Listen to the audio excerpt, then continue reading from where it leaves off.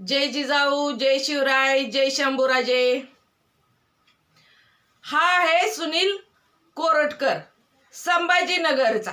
मराठा आरक्षण चळवळीमध्ये ह्याने एका डॉक्टरच्या तोंडाला काळं फासलं होतं आणि नंतर काय झालं की ह्याला त्या डॉक्टरचं वैरत्व झेपना म्हणून थोडाफार कालावधी गेल्यानंतर ह्यानं काय केलं की त्याच डॉक्टरला दुधानं अभिषेक घातला आणि त्याची माफी मागितली। तिथं खरा ह्याचा रंग बदलला ह्या सरड्याचा। आणि हा सरड्या काय म्हणतोय आता तर जरांगे पाटीलच संघर्ष युद्ध आहे काय, मी सुद्धा संघर्ष युद्धाच आहे, मी सुद्धा 20 वर्ष झालं संघर्ष करतोय। तर त्या सरड्याला मला सांगायचं आहे की संघर्ष युद्धात जर तू आहे तर संघर्ष काय असतो ही तुला माहिती असायला पाहिजे होतं।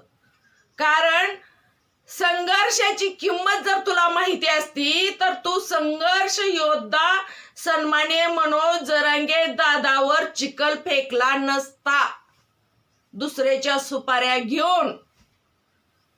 कारण संघर्ष हा संघर्ष करणारालाच माहिती असतो। तू तर म्हणतोय मी पण संघर्ष योद्धा आहे, मग संघर्ष मनोज दादानी उपोषण भरपूर केली, अख्ख्या शरीराचा खिळखिळा केला, समाजासाठी रात्रोंदिवस निस्वार्थी नेतृत्व संघर्ष म्हणजे मनोज दादानी केलं। आणि तू काय म्हणतोय सगळं श्रेय मनोज दादालाच काय, म्हणजे असं स्पष्ट भाषेत म्हणत नाही पण तुझा म्हणण्याचा अर्थ तसा होतोय। मग तुला काय म्हणजे तुला दुखणं यायचं काय काम आहे? जर समाजानं मनोज दादावर विश्वास ठेवलाय किंवा विश्वास आहे तर तुला वाईट वाटायचं त्यात काय कारण आहे? तू एकतर रंग बदलला ती बदलला, सुपारी घेतली ती घेतली, सुपारी घेऊन तू मनोज दादावर बोलायला लागला, मनोज दादावर चिखलफेक करायला लागला। आणि तुला जर फॉर्च्युनर पाहिजे होती तर अरे भावा आम्ही 7 कोटी मराठा समाज आहे, 1 रुपया जरी आम्ही वर्गणी काढली ना तर 7 कोटी रुपये झाले असते। तू आम्हाला म्हणायचं ना आम्ही तुला वर्गणी काढली असती 7 कोटी तुला फॉर्च्युनर घ्यायला दिलं असतं, पण तू जी केलंय ती चुकीचं केलंय।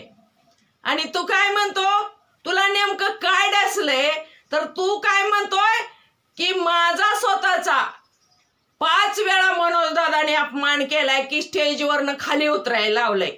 आणि मनोज दादा वडीलधाऱ्या लोकांना सुद्धा स्टेजवर येऊ देत नाहीत, प्रत्येकाला स्टेजच्या खाली उतरा म्हणतात।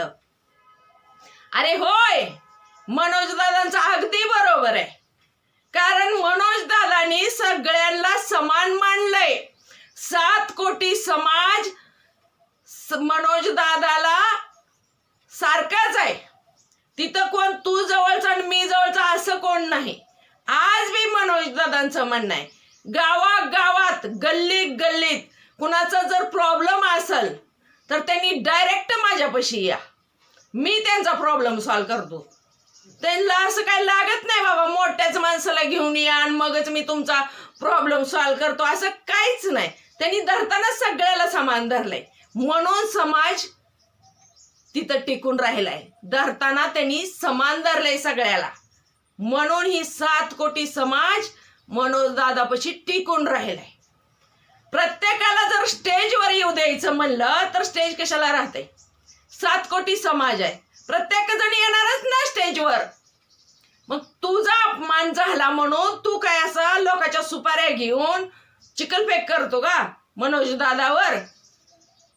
तर ही साफ साफ चुकीचं आहे। आणि तू जी बोलतोय आणि तू जी पाऊल उचललंय मनोज दादाच्या विरोधात बोलायचं दुसऱ्याच्या सुपाऱ्या घेऊन, ते अत्यंत चुकीचं पाऊल उचललंय। आम्ही तुला आत्ता गुढीत सांगतोय, तू मनोज दादाच्या विरोधात लोकाच्या सुपाऱ्या घेऊन जातीच्या विरोधात बोलू नको.